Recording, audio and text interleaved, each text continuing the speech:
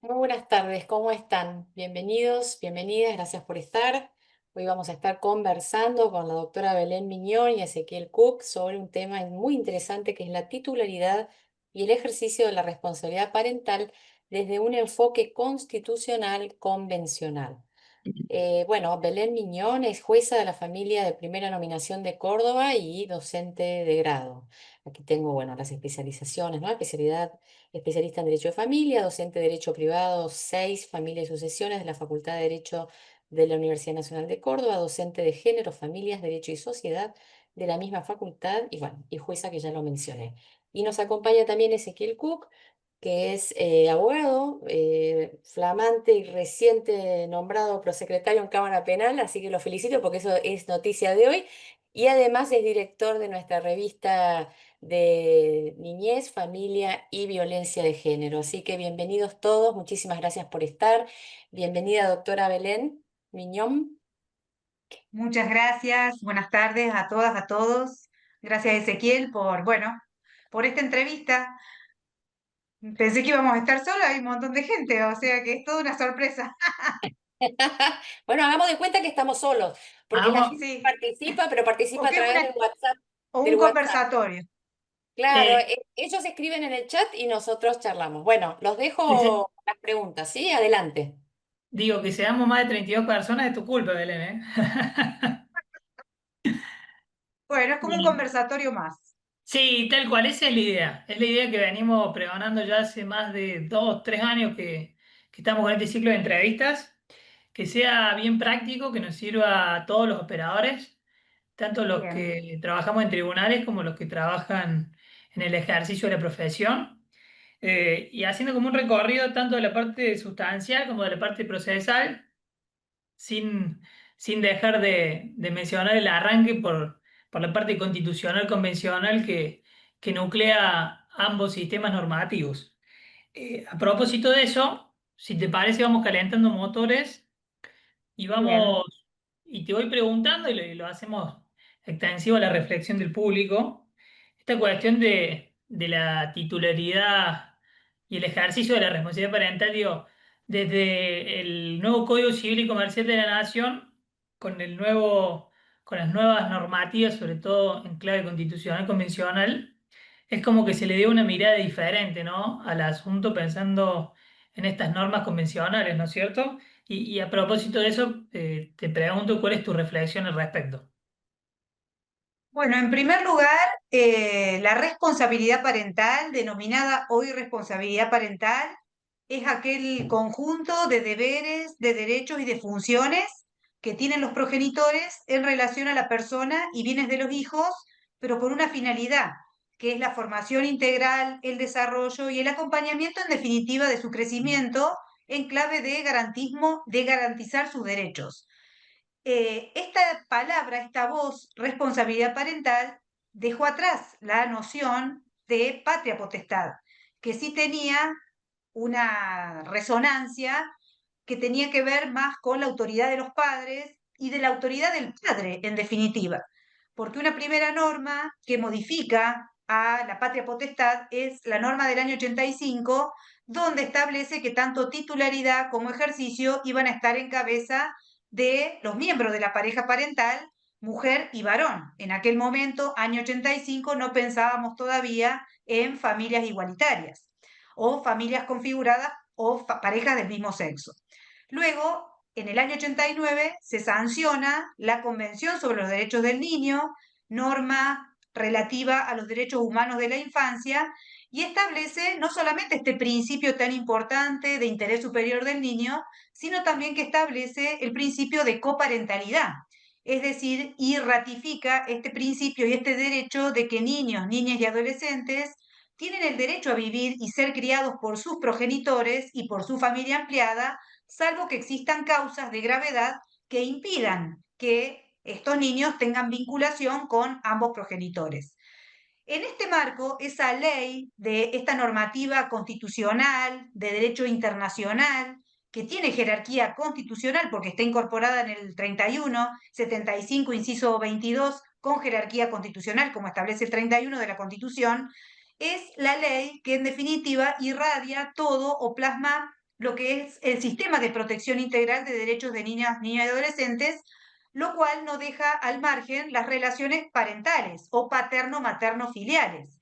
En ese esquema, la responsabilidad parental se enrola en consonancia con el sistema de protección integral y en diálogo o como efecto cascada de esta normativa internacional que es la Convención sobre los Derechos del Niño. A raíz de la sanción del Código Civil y Comercial, receptamos entonces toda la normativa convencional constitucional que viene del 75, inciso 22, y puntualmente en la igualdad de varones y mujeres. Esto viene de la CEDAW, Convención sobre la Eliminación de todas las formas de discriminación contra la mujer, y también esta igualdad que establece en las relaciones matrimoniales, en las relaciones de familia, de que ambos miembros de la pareja parental y de la pareja conyugal o pareja convivencial estamos en plano de igualdad para el ejercicio y titularidad y cuidado de hijos e hijas, ya sea en un matrimonio o en una unión convivencial. Entonces, hoy pensar en responsabilidad parental y pensar en la titularidad, en el ejercicio y en las modalidades de cuidado, en esas tareas cotidianas que llevamos adelante los progenitores en relación a los hijos, está enrolado de lleno en esta concepción amplia que hace al constitucionalismo de los derechos humanos, la constitucionalización del derecho privado y artículo 1 y 2 del Código Civil, esta mirada sistémica e integral donde ya no tenemos un techo que era el Código Civil. Hoy representa un piso el Código Civil y las normas con jerarquía constitucional van a ser el soporte o el gran paraguas que abarque esta mirada o este paradigma. Perfecto, entonces se nota la gran influencia que tiene esta mirada constitucional convencional en la materia, digamos. Y un poco, Absolutamente, porque irradia en todo el derecho privado e incluso en relaciones que antes creíamos que eran, bueno, del derecho patrimonial puro y duro. Con más razón, si también irradia en el derecho al consumo, en las relaciones, no sé, en una cuestión de, en una situación de quiebra o concurso, e incluso en el aspecto sucesorio, atravesado, ¿no? Esta perspectiva constitucional convencional, ha tenido mayor profundidad o mayor arraigo en las relaciones familiares, donde lo vemos con mayor nitidez. totalmente, totalmente, sí, y no solamente en el derecho privado, sino también hoy en día lo vemos su influencia hasta en el derecho público. Bueno, nos fuiste ilustrando en esta primera pregunta en la cuestión constitucional y a su vez también nos hiciste mención al concepto de la titularidad de la responsabilidad parental. Yo te quería preguntar, y también obviamente hago extensivo a las personas que están presentes para que también puedan hacer sus reflexiones y preguntas, porque de eso se trata esta charla, ¿no? De que entre todos nos saquemos la mayor cantidad de dudas que tengamos. Y era vos en el ejercicio de la magistratura de hace ya un tiempo importante, ¿cuáles son los aspectos más novedosos que notás vos en las presentaciones de los litigantes en materia de titularidad de responsabilidad parental?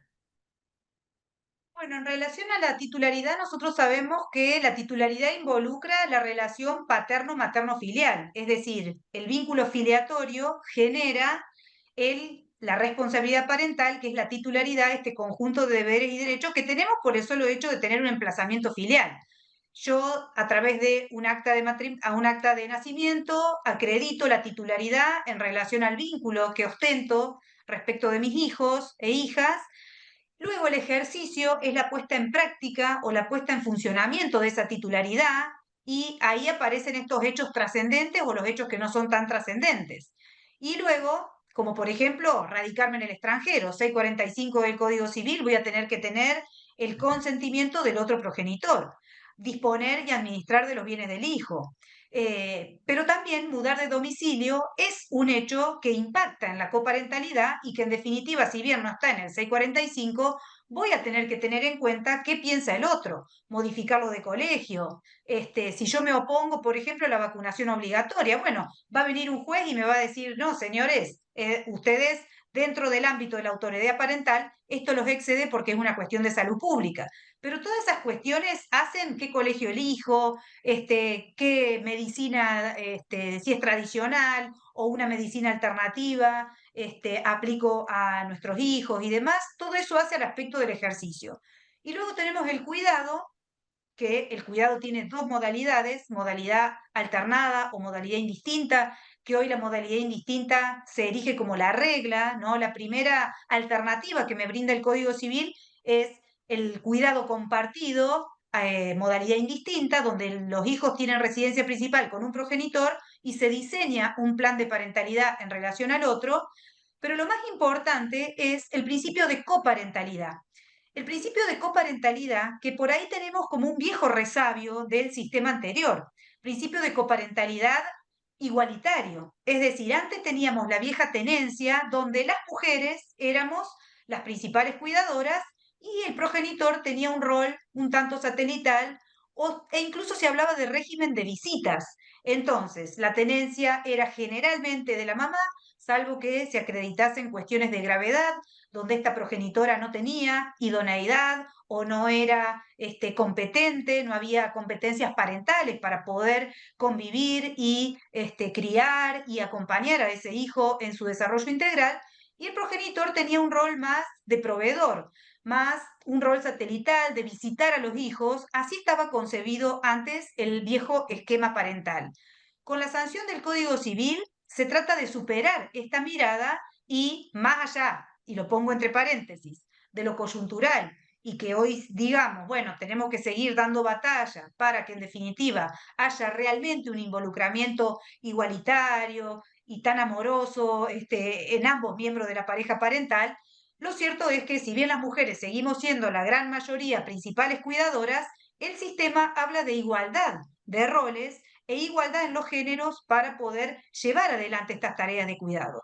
Y esto es tan importante para los hijos como para la propia pareja parental. ¿Por qué? Porque hoy en día la mayoría de las personas trabajamos, varones, mujeres y demás, y ambos acompañamos en el crecimiento de nuestros hijos e incluso sostenemos con nuestros propios recursos y con, bueno, nuestras estrategias que hacen al sostenimiento diario.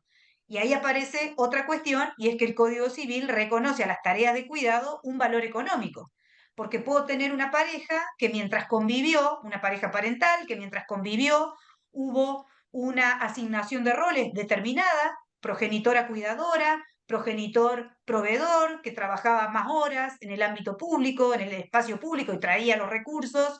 Bueno, si esa pareja parental se separa, vamos a tener que calibrar y establecer alimentos a favor de esos hijos a los fines de que no sufran un desmedro o un perjuicio porque sus progenitores se han separado. Y si esa mamá, por ejemplo, esa cuidadora, esa mujer, se encuentra en una situación de inferioridad en materia de ingresos, pero realiza un aporte mayor en tareas de cuidado, eso va a ser reconocido como ese aporte a los fines de equilibrar el sostenimiento y las necesidades de los hijos. Entonces, los planteos hoy versan en materia de responsabilidad parental en todos los aspectos, desde aquellos que solicitan que se anule la titularidad porque piden una privación de la responsabilidad parental, hasta aquellos que reclaman la organización, que es lo más frecuente, la organización que tiene que ver con el cuidado, con el plan de parentalidad, el diseño del plan de parentalidad, qué días, qué horas, en qué fechas los niños o niñas compartirán con ambos progenitores, como también los alimentos. Los alimentos es un tema frecuente, es cotidiano, de todos los días, y con todas las vicisitudes y desavenencias que esto apareja, porque lamentablemente hoy tenemos mucho incumplimiento en materia de obligaciones parentales por parte de los progenitores. Hay un universo de casos que no llega, que son aquellas parejas parentales que han podido gestionar la separación e incluso que han podido acordar todos los aspectos vinculados a los hijos, pero tenemos otros casos donde realmente son verdaderas guerras, ¿no? Y verdaderas contiendas donde no podemos encontrar la solución y tiene que llegar la resolución del juez para poder así lograr un título para que pueda ser efectivizada esa obligación que hoy está siendo incumplida. Perfecto. Bueno, muy clara y no, nos has respondido tanto a la cuestión de la titularidad y me has ganado de mano con la parte del ejercicio, que obviamente están bastante vinculadas ambas cuestiones. Te quiero comentar, para hacerte descansar un poco también, que ya tenemos más de 44 participantes y nos están Bien. saludando de todas partes del país, de Jujuy, de provincia de Córdoba, bueno, y en otros lugares más. Bueno, Em, qué gusto. Sí, sí, está buenísimo. Para el marketing nuestro está buenísimo también que la gente se sume. Hablaste de alimentos, hablaste de alimentos. Eh, Siempre tuve una duda cuando se presentan estas peticiones de alimentos, donde obviamente que con la inflación y un montón de gastos que surgen, se presentan pedidos de aumento de cuota alimentaria, ¿no es cierto? Y a veces la parte que tiene que cumplimentar, el demandado, alega decir que no cuenta con fondos, que no puede pagar más de lo que tiene, ¿no? Y muchas veces se le dice, bueno, señor, si usted tuvo un hijo, busque los medios, las formas para poder cumplimentar la cuota alimentaria. ¿Cuál es esa gimnasia, esa estrategia que tiene que tener la judicatura en esos casos? ¿Solo limitarse a eso o buscar estrategias por todos lados para llegar a un punto en común y una solución, sobre todo en pos de los hijos, ¿no? Bueno, en primer lugar yo hablé de responsabilidad parental y la responsabilidad antepone justamente la obligación. Es decir, antes, en la mirada anterior de la patria potestad, los progenitores teníamos derechos sobre los hijos. Hoy en día se antepone la funcionalidad y se antepone la obligación. Una de las principales y más importantes obligaciones reside, y acá viene la responsabilidad, en el sostenimiento y manutención de los hijos, para que puedan tener una vida digna, acorde obviamente al nivel socioeconómico de ambos progenitores y al nivel socioeconómico de esa familia. Nadie va a pretender una cuota alimentaria impagable o una cuota totalmente desproporcionada de la identidad socioeconómica de la familia, como también de la propia capacidad económica del alimentante. Pero esto no puede significar bajo ningún punto de vista que se perforen necesidades mínimas que deben ser cubiertas por los progenitores y bueno, y que tendrá que ese adulto encontrar las estrategias, los mecanismos, bueno, doblegar esfuerzos, como nos dice la Cámara, la doctrina de la Cámara de Familia, tendrá que doblegar los esfuerzos porque está íncita esta idea de que aquel progenitor que ha tenido hijos conscientemente y que luego continúa teniendo hijos y demás, se ha anticipado y tendrá que saber las consecuencias que tiene ese acto de, bueno, de tener estas cargas de familia que requieren de este adulto el mayor de los esfuerzos para el sostenimiento. Y acá aparecen valores objetivos incluso. Por ejemplo, hoy en día tenemos un insumo muy importante que es el índice de crianza. El índice de crianza establece de que para el sostenimiento de niños de tal edad hace falta determinado número, determinado quantum de dinero para sostener los gastos, los bienes y los servicios que involucra el cuidado y la crianza de un niño, por ejemplo, de 6 años, de 12 años, etcétera. Pero también es frecuente en la práctica que cuando la pareja parental está separada, bueno, podamos hacer cuentas y podamos establecer los rubros indispensables que hay que cubrir, que son alimentación, vestimenta, educación, salud, recreación, todo lo que sea vivienda, fortalecimiento de los aspectos espirituales, incluso de los hijos, y ahí es donde los progenitores, bueno, tendrán que hacer un Excel, anotar, afinar el lápiz y poder de esta manera cubrir con estos gastos que no pueden ser perforados. Siempre sabemos, antes se hablaba de que los niños tenían que mantener el estándar que habían sostenido mientras sus padres convivían. Hoy en día, y por el principio de realidad y con la crisis económica, muchas veces sabemos que cuando las parejas parentales, por ejemplo, no tienen vivienda, aparece un rubro muy duro. Hoy en día es muy difícil la situación de afrontar esa vivienda, como la obra social, como el colegio privado. Son gastos, o por ejemplo, cuando ambos padres trabajan, que tienen que tercerizar el cuidado en alguna cuidadora, una empleada, una niñera, son rubros que realmente aparecen de manera muy pesada. Y en ese esquema, a veces artesanalmente, la pareja parental tiene que encontrar las estrategias para poder cubrir los gastos de estos niños. Siempre, obviamente, que tampoco pongamos en un lugar de indigencia o que pongamos en riesgo la propia subsistencia del alimentante. Pero si es una persona joven que tiene ingresos o que tiene una potencial capacidad económica, porque es arquitecto, hoy está sin trabajo, pero bueno, pero tiene un título universitario, tendrá que ver la manera en que lleva adelante las estrategias y el desarrollo de su potencial económico para poder sostener dignamente a estos niños y niñas que son acreedores y beneficiarios de todos estos rubros: vivienda, salud, Belén, educación, recreación, vestimenta, y el alimento no es solamente la comida. Así que, bueno, tenemos me como parece, muchos insumos para poder establecerlo. me parece que diste la tecla ahí en la cuestión de la potencialidad, ¿no es cierto?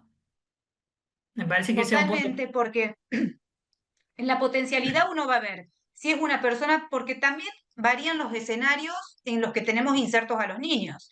No es lo mismo un niño o niña adolescente con discapacidad o que requiera otro tipo de tratamiento o que requiera mayores tareas de cuidado, porque hay que llevarlo a la a la psicomotricista, a la fonoaudióloga, a la neuróloga, tiene que hacer un tratamiento específico, requiere hacer de un deporte. No es lo mismo cuidar a niños con cierta dificultad que cuidar a niños que quizás son neurotípicos o que no tienen ningún problema ni siquiera de escolar. Y no es lo mismo una persona joven que puede desarrollar mayores estrategias de, bueno, de promoción de su capacidad laborativa o de obtención de recursos, a, por ejemplo, un abuelo que es demandado en un contexto de alimentos, un abuelo que es jubilado y que percibe la mínima. Es decir, son escenarios diferentes, pero yo no le voy a ir a exigir al abuelo de 80 años, jubilado con la mínima, que doblegue los esfuerzos para sostener a los nietos, sino que también ahí, bueno, tendré que echar mano y tendré que ver qué política pública está vigente hoy para poder afrontar necesidades básicas de estos niños. Y acá aparecen otros temas que me parece fundamental decirlos, ya sea cómo el Estado garantiza el sistema de cuidado a través de las estrategias comunitarias, sectores privados, sector público, guarderías municipales, educación pública, etcétera, como también algunas políticas económicas de soporte o de fortalecimiento familiar, como puede ser, por ejemplo, la asignación universal por hijo, la asignación por discapacidad, algún subsidio que tenga que ver con vivienda y demás. Porque acá también aparecen los derechos económicos, sociales y culturales. Si hablamos al principio de la visión constitucional convencional, no puedo desconocer de que si existe una familia hipervulnerable, con distintas capas de vulnerabilidad, inmersa en situación de pobreza, el Estado no puede mirar para el costado y decir, bueno, que hagan lo que puedan, sino que ahí aparece la política pública orientada al fortalecimiento de las familias y la promoción de una infancia saludable. Y hablo de saludable en todo sentido, ¿no? Sí. En la magnitud y en lo multidimensional que tiene el concepto salud. Te hago una pregunta en base a todo esto que nos fuiste diciendo. ¿Cuánto ayuda una mirada integral de género y una mirada con perspectiva de niñez para solucionar esto? Yo siempre pienso, Ezequiel, que esas miradas siempre van de la mano, siempre convergen, nunca son antagónicas.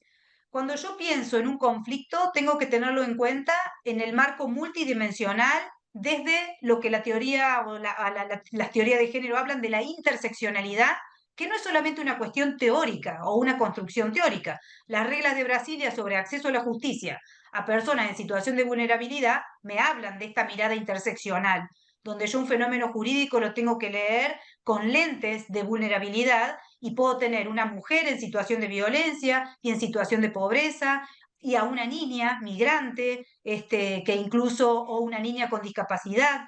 Todas estas capas de vulnerabilidad pueden converger en un mismo fenómeno jurídico o no, pero mi mirada tiene que ser una mirada desde esa perspectiva, que es la perspectiva de la vulnerabilidad. Y dentro de ese colectivo, bueno, podré tener un adulto mayor, podré tener un niño con discapacidad, podré tener una mujer en situación de violencia. Lo importante es que tenemos que pensar de que siempre la mirada tiene que ser en pos de la vulnerabilidad y que no es que tengo mirada de infancia versus mirada de género o que aplico Convención sobre los Derechos del Niño versus CEDAW. No, sino que hay una mirada superadora en donde convergen las distintas vulnerabilidades para encontrar la mejor solución al caso, dentro de lo posible, obviamente, y lo razonable.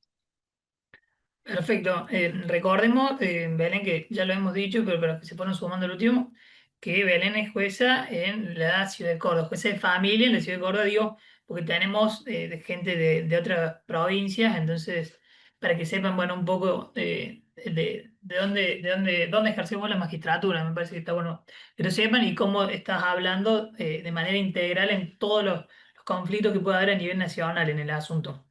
Te quería preguntar, porque hemos hablado mucho o venimos hablando de la cuestión alimentaria, si te ha pasado en muchas oportunidades que estos pedidos de cuota alimentaria provengan del padre, del progenitor en vez de la madre. Si te ha pasado, si... ¿Sí? Tenemos casos, parto del principio de igualdad, ¿no es cierto? Más allá de que hay un número estadístico potentísimo y es que la mayoría de los casos son mujeres las que ejercen el cuidado de los hijos y reclaman los alimentos, existen también situaciones de madres o mujeres que vulneran derechos o que por alguna circunstancia no pueden cuidar, o porque hay una delegación de la responsabilidad parental, que estas también son figuras que son desmembramientos de la responsabilidad parental, una guarda judicial otorgada a un tercero, o hay una abuela que es tutora, o una tía, o una pareja socioafectiva, ¿no? Un progenitor o progenitora afín, que son los cuidadores de estos niños, y también tengo casos de progenitores, varones, que cuidan a sus hijos y que reclaman los alimentos a mujeres. Si bien el número estadísticamente es mucho menor, bastante inferior, existen casos y no hay ningún obstáculo legal que impida a estos progenitores solicitar la cuota a la otra progenitora. Perfecto.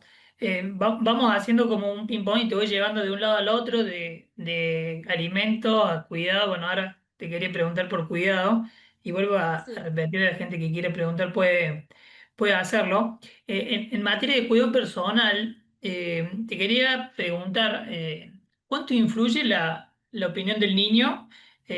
No desde un punto de vista teórico, sino desde el punto de vista práctico. ¿Cuánto influye lo que realmente él quiere, cuando capaz se antepone con su interés superior? Bueno, nosotros siempre decimos, primera premisa, la autoridad parental y la representación de los niños, niñas y adolescentes la tienen los progenitores. Esta es la premisa número uno, porque muchas veces se tergiversa o se desnaturaliza lo que es la autoridad parental en pos del deseo del niño. Entonces, siempre toda institución que involucre, todo conflicto, toda actuación administrativa, judicial que involucre a niños ni adolescentes tendrá que tener en cuenta su interés superior. Eso no hay duda. Pero tener una mirada protectora que sea que proteja y que sea garantista de los derechos de niños, niñas y adolescentes también tiene que ver con, con cuidarlo y no descuidarlo. Porque muchas veces cuando nosotros decimos, bueno, que el juez escuche a los chicos y que se haga lo que los chicos quieran, los estamos en un punto desprotegiendo. Porque si hay algo que no tenemos duda es que el deseo del niño y que la voz del niño debe ser escuchada. Es un derecho, no es una obligación. Cuando nosotros tenemos, por ejemplo, un niño que llora o que no quiere entrar al despacho del juez porque realmente no quiere, o no quiere ir a tribunales, también lo tenemos que respetar, porque el niño también está diciendo un montón de cosas con su deseo de no expresarse. Es un derecho, no es una obligación, eso en primer lugar. Pero no correrse de lo que es la autoridad parental. Esa autoridad parental que debe ejercerse sin autoritarismo, desde un lugar, desde el principio de democratización de las familias, pero desde un principio, desde un lugar asimétrico. Los adultos están en asimetría en relación a los niños y tienen la obligación de proteger y respetar sus deseos siempre y cuando estos hagan el interés superior de sus propias vidas, de sus propios intereses, pero también del interés familiar. Miren, el otro día di una charla en el marco de la Asociación Psicoanalítica y una terapeuta dijo algo muy importante que dice, los niños expresan sus deseos, pero muchas veces no tienen noción de la consecuencia de ese deseo. Yo puedo tener un niño que no quiere ir al colegio, puedo tener un niño que no quiere vacunarse o un niño que no quiere reducir el uso de pantallas diario.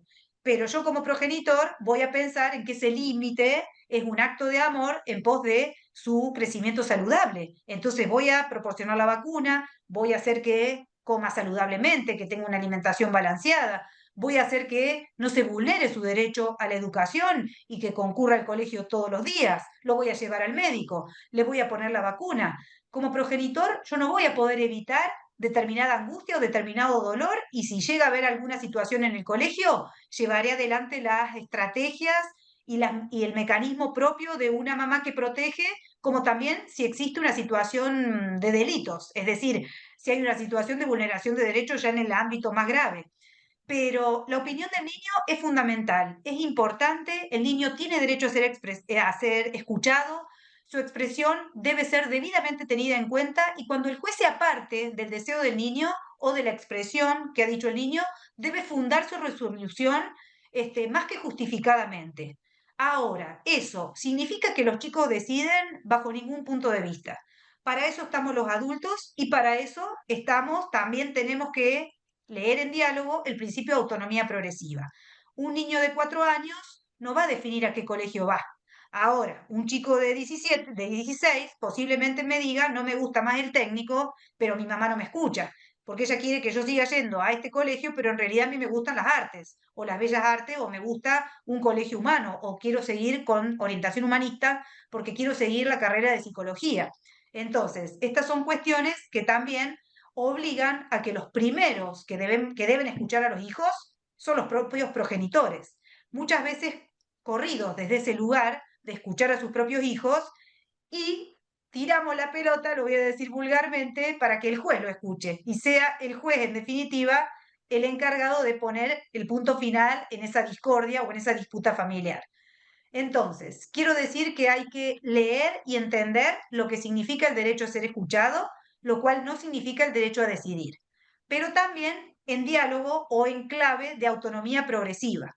Esto también lo dice la opinión consultiva del Comité sobre los Derechos del Niño, la número 17 creo que es y la 14, que hablan de no es lo mismo un niño de 3 años que un adolescente, un joven de 16. Evidentemente, no es lo mismo un niño de 10 que un adolescente de 15 y tampoco será lo mismo sobre lo que estoy tratando o sobre lo que la materia a decidir. Puede ser un tema menor, 1 hora más, 1 hora menos, si quiere hacer vóley o quiere hacer fútbol, pero puedo estar en una vicisitud o puedo estar en un conflicto que involucre, por ejemplo, que el chico resida de manera permanente en otro país. Entonces, cambiando la cultura, alejándolo de la familia, bueno, tengo casos y casos, y en ese contexto tengo que tener en miras lo que dice el niño, pero también qué repercusiones o qué impacto va a tener eso en la construcción de su interés superior. Y te hago dos preguntas cortitas. ¿Cuánto ayuda para ustedes apoyarse en la multidisciplina o en la interdisciplina o en otras ciencias para resolver esto? Y otra que te pregunto cortita es, ¿cómo trabaja en el fuero especializado de familia en la ciudad de Córdoba roles como el del abogado del niño en estas situaciones? Porque, por ejemplo, en otro fuero especializado en la ciudad de Córdoba, como el de niñez y adolescencia, tiene el rol, se lo ve bastante presente. Por eso te lo pregunto también. En primer lugar, la interdisciplina y la multidisciplina son un principio de la columna vertebral de nuestro fuero de familia. Artículo 15 de la 10.305 y 706 del Código Civil y Comercial nos hablan de los principios que informan los procesos de familia, razón por la cual dentro de ellos está la especialización del juez, que sea un juez especializado, una jueza especializada, y también la interdisciplina. Nosotros tratamos con conflictos altamente sensibles, conflictos donde la ciencia jurídica sola no basta, no alcanza. De hecho, muchas veces observamos que el problema no es jurídico, porque jurídicamente hay una única respuesta y esto podría ser resuelto perfectamente desde el plano jurídico. Pero observamos que la conflictiva está vinculada más que nada con cuestiones metajurídicas. Y ahí la interdisciplina es todo. Casos donde está en juego la salud mental de alguno de los progenitores, la salud mental de los hijos, casos donde lo que se judicializa son pasiones que lejos están de la razonabilidad de encontrar un punto medio o un punto en común, parejas parentales que no han podido transitar o gestionar correctamente la separación y las consecuencias propias de cualquier ruptura. Así como un psicólogo clínico puede trabajar un duelo por una muerte o una mudanza, etcétera, bueno, también tenemos que transitar en el plano psicoterapéutico o de otras disciplinas las cuestiones y las consecuencias que acarrea la ruptura, la separación, el hecho de tener que reorganizar la vida familiar desde otro formato, las familias ensambladas, aceptar que el otro no me ama o que el otro está con otra pareja o que hay nuevos hijos y que hay otros hermanos y que los recursos ahora también son más escasos. Es decir, todo ese tipo de cuestiones también tiene que ver con la elaboración psíquica de problemas que exceden a lo jurídico. Entonces ahí la interdisciplina es fundamental, no solamente porque los equipos técnicos, los equipos multidisciplinarios hacen los diagnósticos, ya sea psicológico, la encuesta socioambiental y demás, sino que también podemos dar la intervención a psiquiatría para que nos diga si acá hay un diagnóstico, si necesita otro tipo de ayuda y poder ordenarlo en ese sentido, una terapia por mandato. Pero aparte de esto, de la interdisciplina como bastión fundamental y como cimiento, ¿no? Para poder trabajar correctamente, porque si yo no trabajo interdisciplinariamente, mi enfoque va a ser pobre y va a ser precario.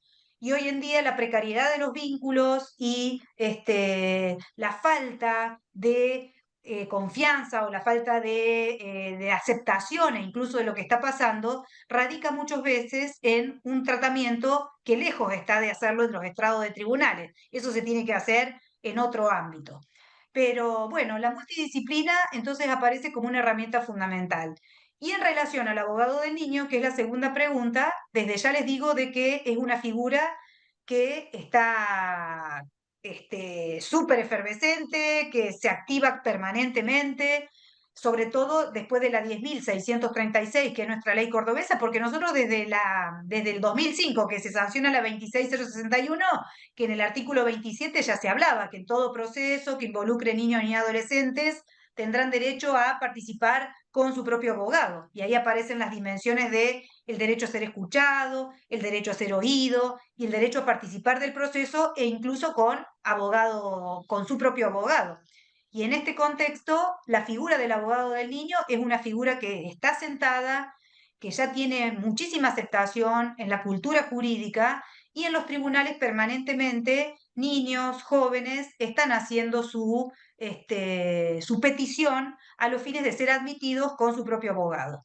¿Qué vamos a analizar ahí? Bueno, en primer lugar, el grado de autonomía progresiva, sobre todo depende de la edad. Si tienen más de 13, y el criterio es que salvo un caso puntual, muy específico, donde uno crea realmente de que a todas luces es innecesaria la figura del abogado, generalmente se le da participación.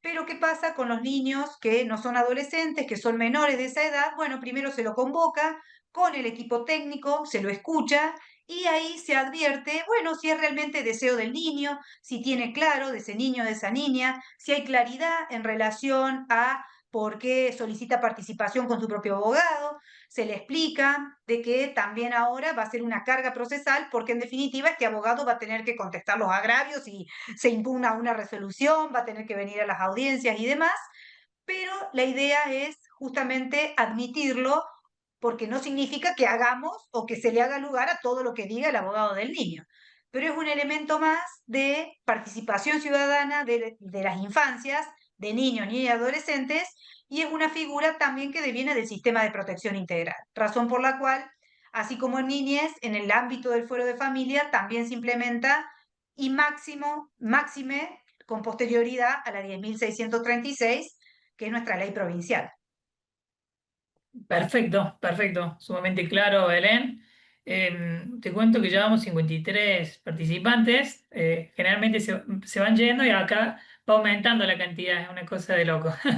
No me la pongas nerviosa, ¿eh? No, no, no creo poner nerviosa a Belén porque, bueno, diserta permanentemente y en Pero todos los sí, lugares y en todos los pero ámbitos. se nota, es un lujo. Es un lujo, Belén. ¿Hay algunas consultas del público? No sé Sí, si querés compartirlas. sí, justo iba a pasar a leerla porque, bueno, ahí viste que generalmente pregunta uno y empiezan a preguntar todos. Acá la doctora Colucci dice, buenas tardes. ¿Ha decidido en sentencia en alguna oportunidad que sean los tíos quienes abonen la cuota alimentaria? ¿Y qué contexto o motivo la llevó a ello? Gracias.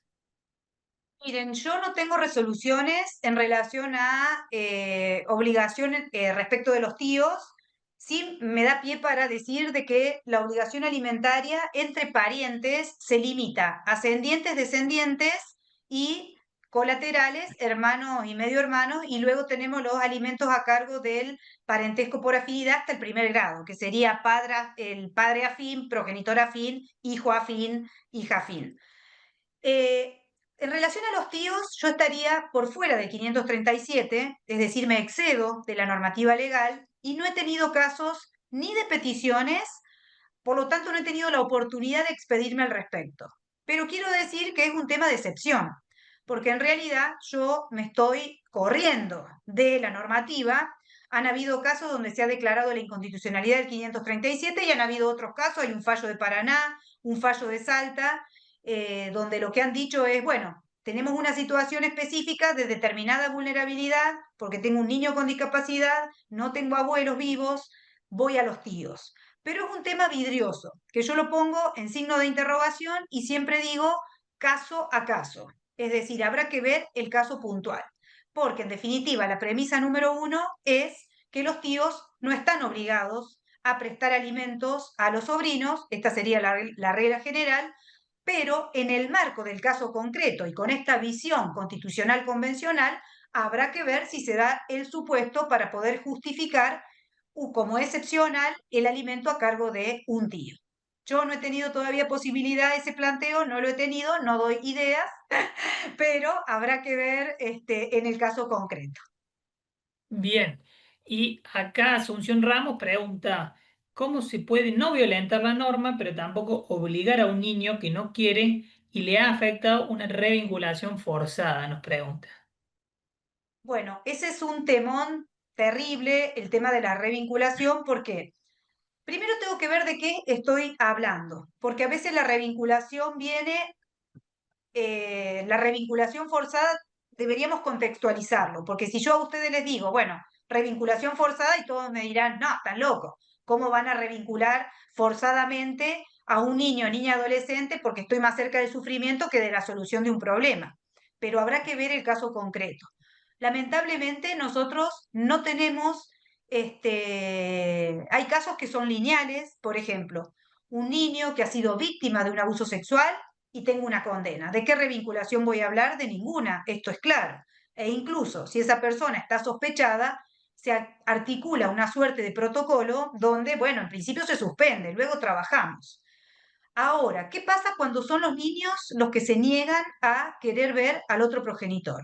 Bueno, habrá que ver cuál es la causa, cuál es el problema. Y acá aparece el universo de casuística y el universo de casos donde puedo tener desde un chico que se aburre con el otro progenitor, porque el otro progenitor, por ejemplo, no hace nada tanto el día con el teléfono o no lo lleva a pasear, hasta tengo el caso terrible donde hay un padre que vulnera los derechos de su hijo y ejerce maltrato, un papá o una mamá. Entonces, la revinculación, si yo hablo de revinculación, ya estoy en el plano de lo excepcional.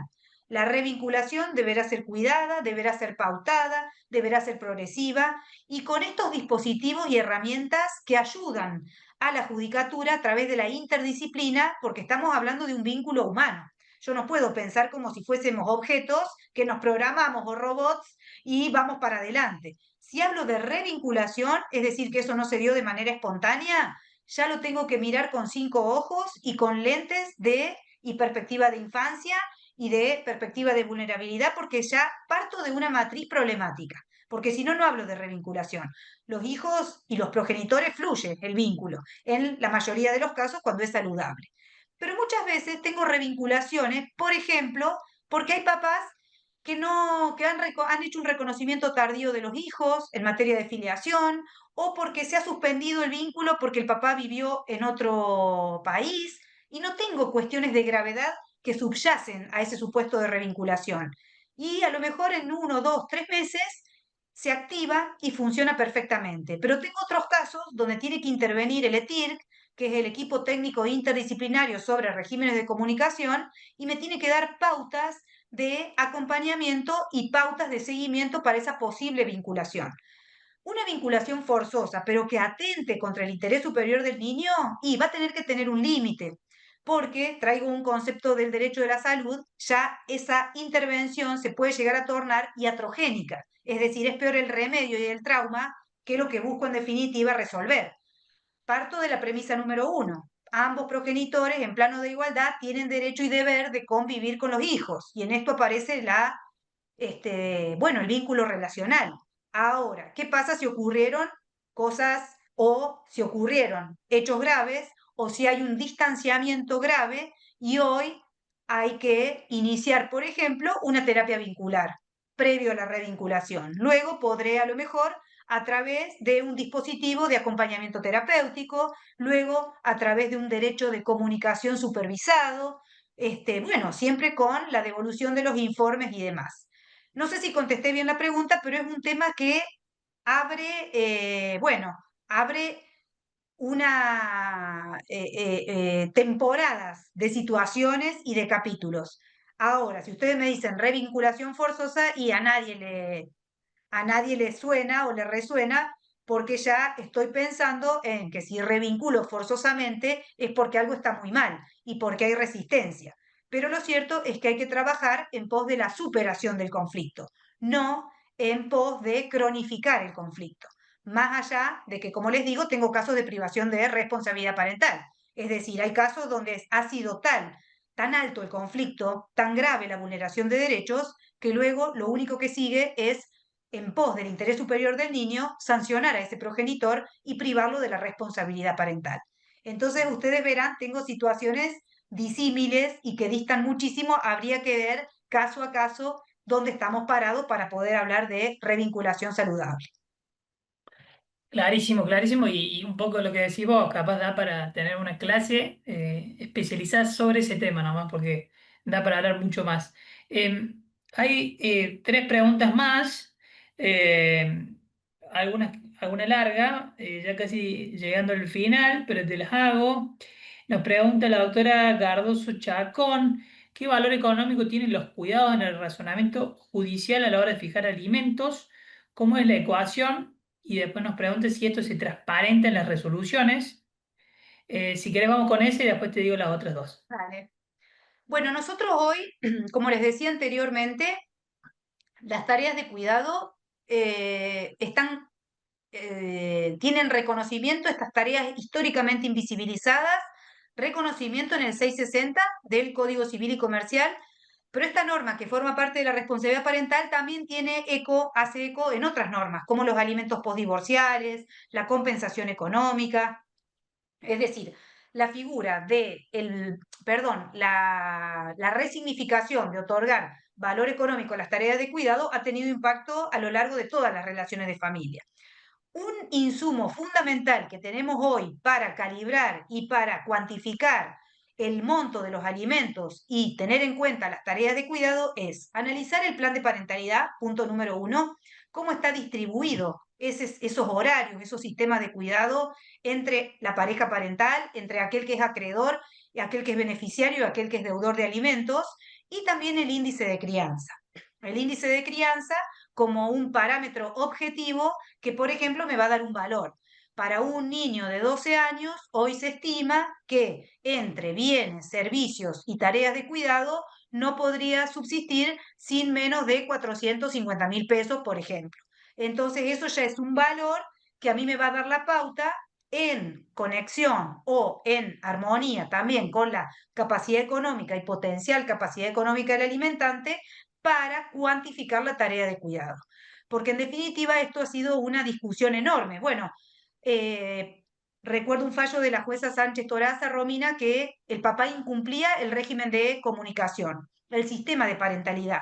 Entonces la jueza dijo, bueno, esta mamá los martes y jueves trabaja y se había ordenado su vida porque los niños permanecían 3 horas o 4 horas con el progenitor no conviviente.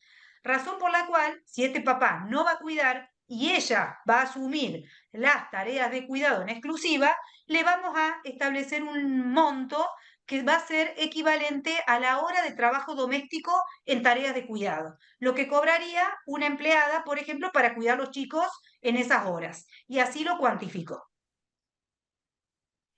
Me parece interesante.